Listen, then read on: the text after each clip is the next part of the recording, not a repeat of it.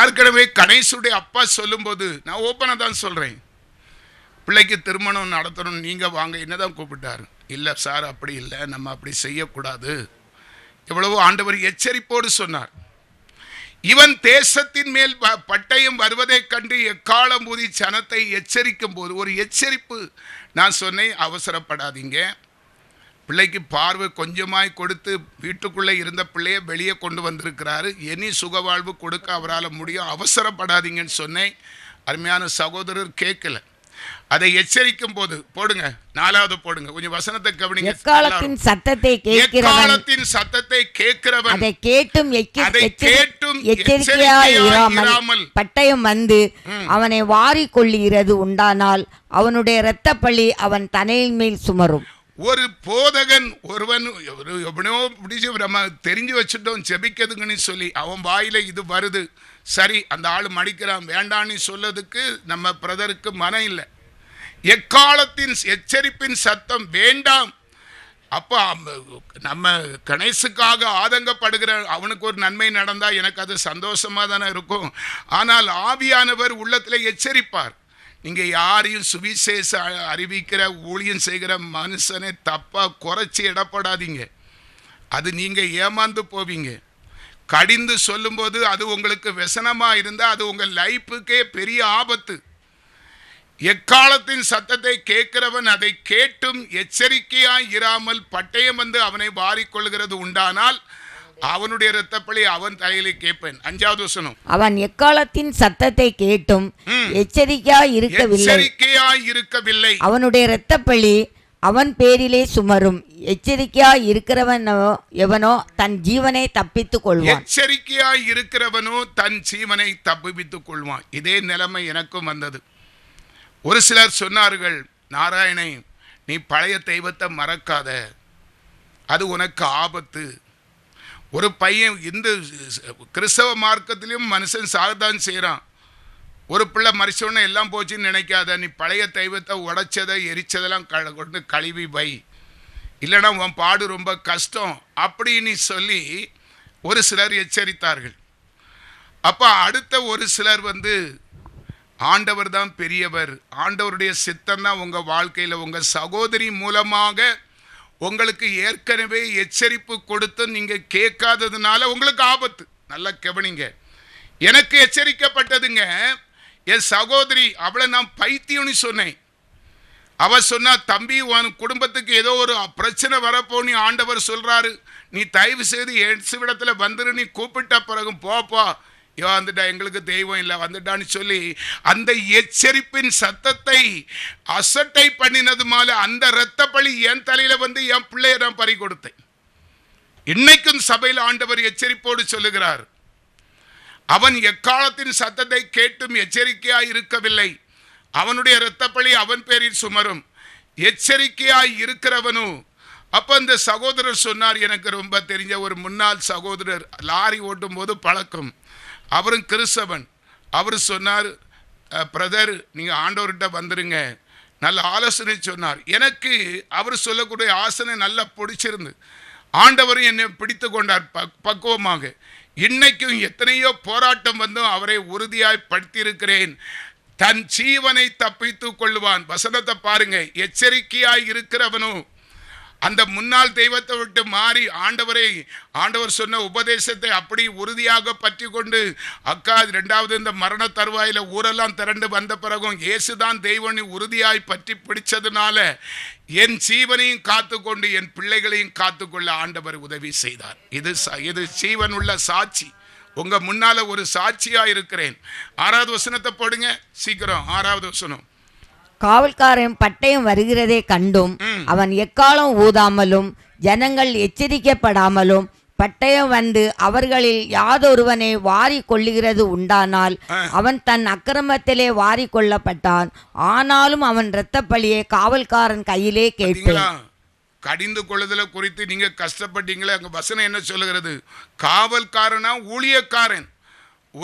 ஒரு காரியம் ஊழியக்காரனுக்கு தான் வெளிப்படுத்துவார். நாராயணே நீ போயிடாத, குடிச்சா உனக்கு ஆபத்து, எச்சரிப்பு. அதான் அவ்வளவு பெரிய குடிகாரனா இருந்தாலும் வேண்டவே வேண்டான்னு நான் தப்பித்துக் கொள்ளேன். இப்ப சபைக்கு ஒரு பிரச்சனை வருது. சகோதரருக்கு நான் சொன்னதே திரும்ப ஒருக்க சொல்லி, சாரி நீங்க தப்பா நினைக்காதீங்க. அவர் சொல்லும்போது சகோதரியும் சொன்னாங்க, பிரதர் நீங்க என் மகனுக்கு எல்லாம் வந்து ஜெபம் பண்ணீங்க, அந்த திருமணத்தையும் நடத்த அவங்களும் சொன்னாங்க. நான் ஒருவேளை அவங்க நிச்சயமா காணிக்க கொடுப்பாங்க, அவங்க வீட்டுக்கு போன சும்மா விட மாட்டாங்க. அதுக்கு ஆசைப்பட்டு அந்த எச்சரிப்பின் அந்த வசனத்தை கேள்வி, காவற்காரன் பட்டயம் வருவதை கண்டும் அவன் எக்காலம் ஊதாமல் ஜனங்கள் எச்சரிக்கப்படாமலும் பட்டயம் வந்து அவர்களில் யாதொருவனை வாரிக்கொள்ளுகிறது உண்டானால் அவன் தன் அக்கிரமத்திலே வாரிக்கொள்ளப்பட்டான். ஆனாலும் அவன் இரத்த பழியை காவல்காரன் கையிலே கேட்பேன். ஏன் சகோதரி சொன்னதுக்கும் நான் போகல, எனக்கு தெரியும். நான் தான் வாங்கி கட்டி பிடிக்கணும். உங்களுக்கு தெரியாது வரப்போற ஆக்கினை. நான் உங்களுக்கு சப்போர்ட்டா வந்து அந்த திருமணத்தை நடத்தியிருந்தா நானும் அதில் பங்கெடுத்து அழியணும். அதனால் தான் நான் எச்சரிக்கப்பட்டு நான் வரமாட்டேன்னு சொன்னேன். இரக்கம் இல்லாதவன் அல்ல. நீங்கள் கூட நினைக்கலாம் அந்த மனுஷன், ஆனாலும் நம்ம கூப்பிட்ட பிறகும் நம்ம பிள்ளைக்கு ஒரு கல்யாணம் நடத்தி வைக்க உங்களுக்கு அப்படித்தானே இருக்கும். ஆனால் ஆவிலே எச்சரிக்கப்பட்டேன், நீ போகக்கூடாது. அதான் வசனம், உயிரோடு இருக்கிற வசனங்க. அதனால தான் நான் கடிந்து சொல்லுகிறேன். இயேசுவின் நாமத்தில் கடிந்து சொல்லுகிற உபதேசம் முதல் கஷ்டமா இருக்கும், ஆனால் அதனுடைய பின்விளைவு ஆச்சரியமான அதிசயம். நம்ம பிள்ளைகள், சின்ன பிள்ளைகள் ஸ்கூலுக்கு போக மாட்டேன்னு சொல்லுது, அதை நம்ம கடிஞ்சி ஒரு அடியை கொடுத்து அப்படி வேனில் பசேறி. இப்போ கணேசர் தம்பி இருக்கிறான், அவன் இந்த பிடிஎஸ் படிப்பதற்கு அவன் சின்ன பிள்ளையில படித்ததுனால, கணேசு நான் படிக்க மாட்டேன், எனக்கு வேண்டாம் ஸ்கூல் பிடிக்கலன்னா, அப்பாவும் அம்மா விட்டுருந்தா கணேசு இன்னைக்கு டாக்டராக இருக்க முடியாது. அதான் கடிந்து கொள்கிற உபதேசம். இது தப்பு, இதை செய்யு சொல்லி அந்த கடிந்து கொள்ளுதலை விசுவாசி கேட்டால் வாழ்க்கை நிச்சயமா ஆசீர்வாதம். கர்த்தர் வசனத்தோடு பேசியிருக்கிறார். ஒரு அல்லேலூயா சொல்லுங்க. 7வது வசனத்தையும் போட்டுருங்க. 7வது வசனம் சீக்கிரம். மனுபுத்திரனே, நான் உன்னை இஸ்ரவேல் வம்சத்தாருக்கு காவல்காரனாக வைத்தேன்.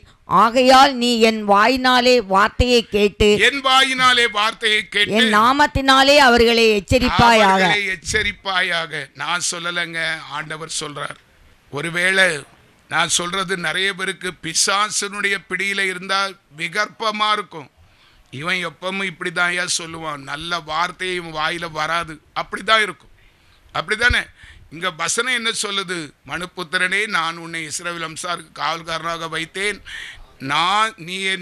நீ என் வாயினாலே வார்த்தையை கேட்டு என் நாமத்தினாலே அவர்களை எச்சரி. கடவுள், ஆண்டவர், படைச்சவர் சொல்லுகிறத நான் உங்களுக்கு சொல்லுகிறேன். தயவு செய்து மனம் திரும்புங்கள். நிச்சயமான கேரண்டியா சொல்றேன். 24 கேரட் சுத்த தங்கமாக மாற்றுவார். அது அது என்ன, ஒரிஜினல் தங்கமா இருக்கும், டூப்ளிகேட்டா இருக்காது. அவர் கொடுக்கிற ஆசீர்வாதமே ஐஸ்வர்யத்தை கொண்டு வரும். அல்லேலூயா. எரேமியா 31:25. நான் விடாய்த்த ஆத்துமாவை சம்பூரணம் அடைய பண்ணி தொய்ந்த எல்லா ஆத்துமாவையும் நிரப்புவேன். இப்ப நான் சொல்கிறத கொஞ்சம் கவனிங்க. எச்சரிப்பின் சத்தத்தை சொன்னார். எரேமியா 47:2 வடக்கே இருந்து ஜலம் வந்து அநேகவரை வாரி கொண்டு போகும். தன்னுடைய தகப்பன் கையா இருந்தனால் பிள்ளைகளை விட்டு ஓடுகிற நிலை வரும், அது உண்மை. 2வது, உங்க குடும்பத்துக்கு, உங்க வாரிசுக்கு ஒரு எச்சரிப்போடு ஒரு வார்த்தையை சொன்னால் நீங்கள் அதை கேட்டு, சரி இவன் மூலமாக கர்த்தர் பேசுகிறார், இவன் வார்த்தைக்கு நம்ம செவி கொடுப்போன்னு செவி கொடுத்தா கர்த்தர் அதனுடைய பலன் என்ன தெரியுமா சொல்றாரு? விடாய்த்த ஆத்துமாவை சம்பூரணம் அடைய பண்ணி தொய்ந்த எல்லா ஆத்துமாவையும் நிரப்புவேன் ஆண்டவர் சொல்லுகிறார். இதுதாங்க கர்த்தருடைய வைச்சிருக்கிற ஆசீர்வாதம். இன்னைக்கு ஒருவேளை நீ 34 வயசு 32 வயசு வாலிப மகளாய் இருந்தும் உனக்கு தன்னுடைய ஆக்கினையினால தொய்ந்து சோர்வுற்று திடனற்று பெலனற்று குறுகி குன்றி போய் விடாய்த்த மனுஷனாய் இருக்கிறாய். கர்த்தர் சொல்லுகிறார், ஆண்டவருடைய சத்தத்தின் எச்சரிப்பை கேட்டு நீ மனம் திரும்பி அவருடைய வார்த்தைக்கு மாத்திரம் கீழ்ப்படிந்தால் நான் விடாய்த்த ஆத்துமாவை சம்பூரணம் அடைய பண்ணுவேன் என்று ஆண்டவர் சொல்லுகிறார். விசுவாசிக்கிறவங்க ஒரு அல்லேலூயா சொல்லுங்க. உங்க பலவீனம் மாறும், உங்க பிரச்சனை மாறும், அடைப்பட்ட வாசல் திறக்கும். உங்களால முடியாது, நடக்க முடியல, பார்வை இல்லை, திடனற்று போனேன், ஞானம் இல்லை, என்னால பழைய மாறும், தோய்ந்த எல்லா ஆத்துமாவையும் நிரப்புவேன் என்று சொல்லுகிறார். 28வது வசனம் அவ்வளவு வாக்குத்தத்த வசனம். இதற்காக நான் விழித்து பார்த்து கொண்டு இருக்கிறேன், என் நித்திரை எனக்கு இன்பமாய் இருந்தது. ஆண்டவர் சொல்லுகிறார், என் ஜனங்களுடைய ஆசீர்வாதத்துக்காக நான் விழித்து பார்த்து கொண்டு இருக்கிறேன். கர்த்தர் சொன்னதை செய்யும் அளவும் அவர் அயர்ந்திருக்க மாட்டார். அன்பானவர்களே, உங்களுக்கு சொல்லுகிறது ஆசீர்வதிப்பேன் என்று சொல்றது கர்த்தர். அதை அவர் கண்டிப்பா செய்து முடிப்பார். கர்த்தர் செய்ய நினைத்தது தடைப்படாது. மனுஷன் இல்லை, உங்கள்கிட்ட பேசுற மனுஷன் இல்லை, நாராயண வடிவில் இன்னொரு ஊழியக்காரன் இல்லை, தேவனே சொல்லுகிறார், இதற்காக நான் விழித்து பார்த்து கொண்டிருப்பேன். என்ன 2 வசனம் வருது, அதை நம்ம அப்படியே சொந்தமாக்கி கொள்கிறோம். அல்லேலூயா, அல்லேலூயா. சங்கீதத்தின் புஸ்தகம் 27வது சங்கீதம் 5வது வசனம். சங்கீதம் 27:5. சலானி போடுப்போம். கர்த்தர் இப்படியாய் நம்மை ஆசீர்வதிப்பார். அல்லேலூயா, அல்லேலூயா. தீங்கு நாளில் அவர் என்னை தம்முடைய கூடாரத்தில் மறைத்து, என்னை தமது கூடார மறைவிலே ஒளித்து வைத்து, என்னை கன்மலை மேல் உயர்த்துவார். தீங்கு நாளில் அவர் என்னை தம்முடைய கூடாரத்தில் மறைத்து, என்னை தமது கூடார மறைவிலே ஒளித்தி வைத்து, என்னை கன்மலையின் மேல் உயர்த்துவார். எத்தனை பேர் விசுவாசிக்கிறீங்க? அதே விசுவாச நம்பிக்கையோடு கர்த்தர் எனக்கு எச்சரிப்பின் வார்த்தையை கொடுத்தார். நான் ஒரு தடவை விழுந்து விட்டேன், இனி விழமாட்டேன். இனி கர்த்தருடைய சத்தத்துக்கு நான் செவி கொடுப்பேன். அவர் தீங்கு நாளில் தம்முடைய கூடாரத்தில் மறைத்து, என்னை அவர் கூடார மறைவில் ஒளித்து, என்னை கன்மலையில் உயர்த்துவார். 62:3. நீ கர்த்தருடைய கையில் கர்த்தருடைய கையில் அலங்காரமான கிரீடமும் உன் தேவனுடைய கரத்தில் ராஜ முடியுமாய் இருப்பாய். அல்லேலூயா சொல்லுங்க. எத்தனை சந்தோஷங்க, எத்தனை ஒரு மகிழ்ச்சி. 24 மணிக்குறோம் அந்த துக்கம் சுமந்து, அந்த துக்கத்திலே வாடி போய் கிடக்கிறோம். அல்லேலூயா. ஒரு 17 வயசு வாலிப மகனை பறி கொடுத்த வீடு. எத்தனை பேர் இன்னைக்கு அதே துக்கத்தில் வாழ்ந்து கொண்டு இருக்கிறீங்க? எத்தனை வருஷம் ஆனாலும் அந்த இறந்து போன மனுஷருக்கு ஒரு போட்டோ, பக்கத்தில் ஆண்டவர் இயேசுக்கு ஒரு போட்டோ வச்சு, அதுக்கு ஒரு மாலை, இதுக்கு ஒரு மாலை போட்டு, அல்லேலூயா. ஆண்டவர் துக்கத்தில் இருந்து தூக்குகிறவருங்க. அல்லேலூயா.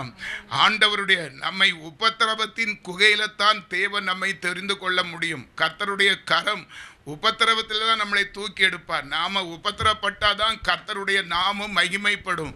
வேதம் சொல்லுகிறது, சங்கீதம் 119 71வது சங்கீதத்தை வாசித்து பாருங்கள். நான் உபத்திரப்பட்டது நல்லது, அதனால் உம்முடைய பிரமாணங்களை கற்றுக்கொள்கிறேன். அல்லேலூயா. இந்த உபத்திரம் எனக்கு வரலைன்னு சொன்னா இயேசு கிறிஸ்துவை நாங்கள் அறிந்திருக்கவே மாட்டோம். அல்லேலூயா. கனகம் லேசுப்பட்டவளா, ஆண்டவர் இயேசுன்னு சொன்னா போங்க போங்க, இங்கெல்லாம் வந்து யாரும் செபிக்கப்படாது அப்படின்னு சொல்லி ஊழியக்காரர்களை ஓட ஓட விரட்டின அந்த கனகம் இப்போ எப்படி கர்த்தருக்குள் நான் உபத்திரப்பட்டது நல்லது. அன்பான தேவ பிள்ளையே, ஒரு பிரச்சனை நமக்கு கஷ்டமா இருக்குன்னா பெரிய சகாயம் வருகிறது. சிரமப்படுறியா? வாழ்க்கையே கேள்விக்குறியா உனக்கு முன்பாக இருக்கிறதா? உன்னுடைய வாழ்க்கையிலே கர்த்தருடைய நாமம் மகிமைப்பட போகிறது. அதுதான் உண்மை.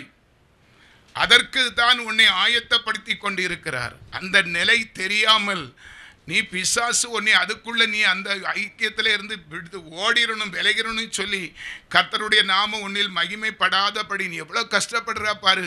இந்த இயேசுவை நம்பி நீ என்னத்தை கண்டா? வேற ஏதாவது ஒன்று பாரு, வேற ஏதாவது ஒன்று செய் அப்படின்னு சொல்லி அந்த இருதயத்தில் தூபம் போடுவான்.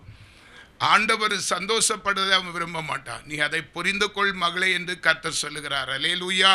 நீ கர்த்தருடைய கையில் அலங்காரமான கிரீடமும் உன் தேவனுடைய கரத்தில் ராஜ முடியுமாய் இருப்பாய். 4வது வசனம்.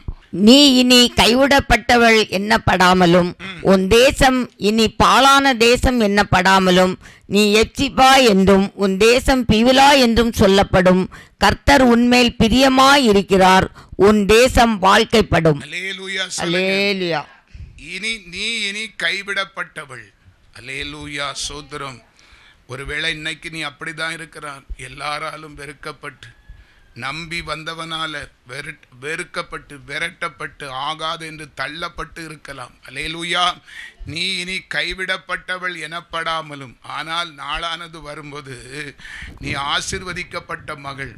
யாரெல்லாம் உங்களை வெறுத்தார்களோ, அற்பமாய் இவன் எதிர போனாலே பாவம், இவன் எதிர வந்தாலே நமக்கு ஒன்றும் நடக்காது என்று சொல்லி ஒதுங்கி நின்று உன்னை துக்கப்படுத்தும் போது உன் இருதயம் எப்படி வேதனைப்பட்டு இருக்கிறோம். ஆனால் நாளானது வரும்போது நீ கைவிடப்பட்டவள் எனப்படாமல் உன் தேசம் இனி பாழான. இவன் ஆண்டவருடைய பிள்ளை, ஆனாலும் பாரு இவன் வாழ்க்கையில் எவ்வளவு ஒரு ஆச்சரியமான நிகழ்வுகள் நடந்து கொண்டு இருக்கிறது. கர்த்தர் கொடுக்கிற ஆசீர்வாதம் ஐஸ்வர்யத்தின் உச்சத்தை எட்ட செய்யும். அது நம்ம கையில் இருக்கிறதை கொண்டே ஆசீர்வதிப்பார். இருக்கிறது 2 மீனையும் 5 அப்பத்தையும் 5000 பேருக்கு போஷித்த தேவன். பிரியமானவர்களை, அதுக்காண்டி நமக்கு இருக்கிறவைகள் வீண் செலவு வராமல் இருந்தாலே ஒரு மனுஷன் குடும்பம் அது தனி ஒரு தனித்தன்மை வாய்ந்ததாக இருக்க முடியும். நிறைய பணத்தை கட்டி வச்சுட்டு வியாதிப்பட்டு துன்பப்படுகிறதை காட்டிலும் இருக்கிறத கொஞ்சோல சாப்பிட்டு கர்த்தருக்குள் சந்தோஷமாய் மனமகிழ்ச்சியாய் அழகாய் தூங்கி விழிக்கிற ஒரு சந்தோஷம் பாருங்க. அதே போல ஒரு நிறைவான வாழ்க்கை கிடைக்காது. அல்லேலூயா. உன் தேசம் இனி பாழான தேசம் என்று எண்ணப்படாமலும் நீ எப்சிபா என்றும் உன் தேசம் பியூலா என்று சொல்லப்படும். கர்த்தர் உன்மேல் பிரியமாய் இருக்கிறார். அல்லேலூயா. அவர் உன்னை நினைத்திருக்கிறார். பிரியமானவர்களே, கொஞ்சம் பொறுங்க. பிதா இயேசுவை கைவிட்டாரா? பிதா ஆண்டவர் சொன்னார், பிதாவே ஏன் என்னை கைவிட்டீர், நான் இப்படி அடிக்கப்படுகிறேன். அல்ல பிரியமானவர்களே, சில பாடுகளை அனுபவிப்பதற்கு தான் பிதாவானவர் குமாரனை உலகத்திலே அனுப்பினார். அதே போல குமாரனும் அவருக்கு சொந்த ஜனமாய் ஆசாரிய ராஜரீக கூட்டமாய் சாட்சியாய் வாழும்படி தான் சில உபத்திரவத்துக்கு ஒப்பு கொடுத்து நம்ம பக்கத்திலே இருப்பார். ஆண்டவர் உபத்திரம் நமக்கு வரும்னா ஆண்டவர் நம்மளை விட்டு இமை முடாமல் முழிச்சு கிட்ட இருப்பார். அடுத்த ஒரு பெரிய காரியத்தை பிசாசு செய்துவிடக்கூடாதுன்னு சொல்லி இதெல்லாம் அறியாமல் இருக்கிறதுக்கு ஆவிக்குரிய கண்கள் நமக்கு திறக்கப்படலை. நம்ம என்ன சூழ்நிலையில் இருக்கிறோம், நம்ம இப்படி இருக்கிறோம், கர்த்தருடைய ஆவியானவர் பக்கத்தில் இருக்கிறார் என்கிற வெளிப்பாடு இல்லை, வராது. மாமிச கிரிகை மரணம். ரோமர் 8:6 அதைத்தான் சொல்லுகிறது. மாமிச சிந்தை மரணம், ஆவிக்குரிய சிந்தை ஜீவனும் சமாதானம். உனக்கு நெருக்கத்தில் ஆவிக்குரிய கண்கள் உனக்கு திறக்கப்பட்டு இருக்குன்னா, என் நேசர் என் பட்சத்தில் இருக்கிறார், என் தகப்பன் என் தாய் என் அருகிலே இருக்கிறார்கள், என்னை அவர்கள் தாங்குவார்கள், ஏதாவது நன்மை செய்வார்கள் என்கிற நம்பிக்கை உனக்கு இருக்கும். நீ மாமிச கிறிஸ்தவளாய் இருந்தா அந்த வெளிப்பாடு உனக்கு வரலன்னா பயம் கண்டிப்பா வரத்தான் செய்யும். தயவு செய்து பிரியமானவர்களே, மொத்தத்தில் எல்லா பிரசங்கத்திலும் கர்த்தர் அந்த ஆவியை அவித்து போடாதீர்கள் என்று சொல்லுகிறார். உலக மனுஷர்களைப் போல நிறைய பேருக்கு அந்த பரிசுத்த ஆவியை தேடணும். அதாவது என் காரியம் நடக்கணும், எனக்கு ஒரே வேதனை, எனக்கு ஒரே பலி, எனக்கு ஒரே வியாதி, எனக்கு ஒரே பிரச்சனை, எனக்கு ஒரே தடுமாற்றம், என் பிள்ளைக்கு ஒன்று நடக்கலை, இப்படி தான் நம்ம சொல்கிறோமே தவிர, ஆண்டவர் சொன்னாரே முதலாவது தேவனுடைய ராஜ்யத்தை நீதியும், அதுக்கு நீங்கள் பெர்பன்சட் இடம் கொடுத்துருக்கீங்களா? ஆண்டவரே உம்மை அறிகிற அறிவை தாரும், பரிசுத்த ஆவி எனக்கு தாரும். என்னைக்காவது நம்ம ஜெபத்தில் ஜெபமா வைத்திருக்கிறோமா? யோசித்து பாரு. அவருடைய நாமத்தினாலே எதை கேட்டாலும் தருவான். உனக்கு உலக பிரகாரமான காரியம் என்னைக்குனாலும் சரி, அந்த மாமிச கிறிஸ்தவ ஆவியை நீ தள்ளி போட உன்னுடைய வாழ்க்கையில முன்னேற்றத்தை நீ காண முடியாது. ஆண்டவரை அறிகிற மெய் அறிவு நமக்கு வேணும். நமக்கு உதவி செய்கிற தேவனை குறித்து நல்ல தெளிவான உணர்வு அறிவு நமக்கு சிந்தையில் கண்டிப்பாக இருக்கணும்.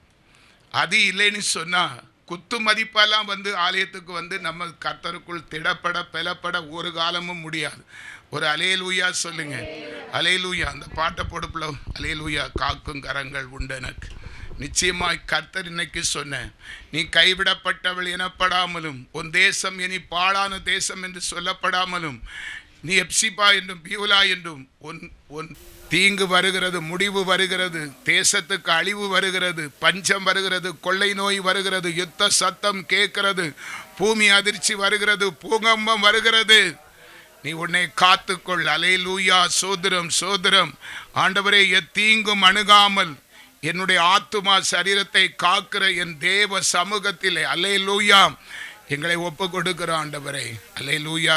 சங்கீதக்காரன் சொன்னது போல தீங்கு வராமல் கூடாரத்தின் மறைவில் எங்களை காக்க வல்லவர். ஒருவேளை சுவாமி அபத்தமான மனிதர்கள் நாங்கள் உலகத்திலே வாழுகிறவர்கள் அவசரப்பட்டு கர்த்தருடைய வார்த்தைக்கு காத்திருக்காமல் பாவம் செய்திருந்தால், எங்கள் மாமிச சுந்தையிலே உமக்கு பிரியமில்லாத காரியத்தை நாங்கள் செய்திருந்தாலும் இந்த வேளை எங்களை மன்னிக்கணும். மன்னித்து பாவத்தை மன்னித்து நீதிக்கு பிழைத்திருந்து ஆசீர்வதிக்கிற தெய்வம் உம்முடைய சமூகத்திலே மானானது நீரோடைய வாஞ்சித்து கதறுவது போல ஆண்டவர் ஒரு நன்மை செய்வார் என்று ஆண்டவரே உம்முடைய சமூகத்திலே கூடி வந்திருக்கிறோம் சுவாமி. உம்முடைய பிள்ளைகள் நீர் கைவிடாத தேவன், இரக்கத்தின் சிகரம். ஒரு பிள்ளை தவறு செய்தால் தாயானவள் மன்னித்து இரக்கம் காட்டுவது போல ஒரு தாயை போல தேற்றுகிற தெய்வம். எக்குற்றங்கள் குறைகள் பாவ அக்கிரமங்கள் எல்லாவற்றையும் மன்னித்து ஆண்டவரே உம்முடைய இரட்சிப்புக்காக எங்களுக்கு ஒத்தாசை வரும் பர்வதத்துக்கு நேராக எங்கள் சிந்தைகளை எண்ணங்களை ஏறெடுத்து நாங்கள் பொறுமையோடு காத்திருக்கிறோம். நிச்சயமாக எங்களும் எங்கள் பிள்ளைகளுடைய வாழ்க்கையும் கர்த்தர் பொறுப்பெடுக்க போகிறீர். யார் யாரெல்லாம் என்ன எதிர்பார்ப்போடு என்ன நன்மைக்காக எந்த ஒரு காரியத்துக்காக இந்த இடத்துல கூடி வந்திருக்கிறார்களோ அந்த காரியத்தை உம்முடைய சமூகத்திலே நாங்கள் ஒப்பு கொடுத்து அர்ப்பணித்து செபிக்கிறோம். கர்த்தர் விசாரிக்கிற தேவன், நாங்கள் விசாரிக்கப்படுகிற பிள்ளைகள். அப்பா பிதாவை என்று அழைக்கிற உரிமை சொத்தை ஆண்டவர் எங்களுக்கு கொடுத்திருக்கிறீர். யார் யாருடைய காரியங்கள் ஆண்டவருடைய பார்வைக்கு வெளியரங்கமாய் இருக்கிறபடினாலே வேண்டுவதற்கும் நீ வேண்டுவதற்கும் உனக்கு அதிகமாய் செய்ய நான் வல்லவராய் இருக்கிறேன் சொன்ன தீர்க்க தரிசன வாக்கு தத்தம் இந்த இடத்துல கூடியிருக்கிற அனைவருக்கும் வந்து அடைய தாமதம் இல்லாமல் சீக்கிரமாய் வெகு சீக்கிரமாய் கர்த்தர் உம்முடைய பிள்ளைகளை ஆசீர்வதித்து சகல ஜாதி ஜனங்களுக்கு முன்பாக தலை நிமிர செய்து ஆண்டவர் இயேசு கிறிஸ்து தான் மெய்யான தெய்வம், அவரே ஜீவனுள்ள தேவன், வருங்காலத்தை குறித்தும் இன்னும் நடக்க போற சம்பவங்களை குறித்தும் தீர்க்க தரிசனமாய் எச்சரித்து நம்மை காக்கிற கடவுளிடத்திலே தஞ்சம் அடைவோம் என்று சொல்லி நாங்கள் உம்மை உறுதியாக விசுவாசத்தோடு நம்பிக்கையோடு பற்றி கொள்ள கர்த்தர் கைவிட மாட்டார். எங்களை உறுதியோடு இருக்க கர்த்தர் கிருபை தந்து விட்டதற்காக சோதரம். தீங்கு நாளில் கூடார மறைவில் எங்களை மறைத்து எங்களை ஆசீர்வதித்து நன்மையும் கிருபையும் பெற்று ஆவிக்குரிய ஜீவிதத்திலும் பூலோக ஆசீர்வாதத்திலும் இரட்டிப்பான நன்மையை தேவன் எங்களுக்கு கொடுத்து கனப்படுத்தி விட்டதற்காக உமக்கு நன்றி. உம்முடைய நாமம் மட்டும் மகிமைப்படட்டும். இயேசுவின் நாமத்தில் பிதாவே, ஆமேன். என் ஆத்துமாவே கர்த்தரை சோத்ரி, என் முழு உள்ளமே அவர் பரிசுத்த நாமத்தை சோத்ரி. என் ஆத்துமாவே கர்த்தரை சோத்ரி, கர்த்தர் செய்த சகல உபகாரங்களையும் மறவாதே. ஆமென்.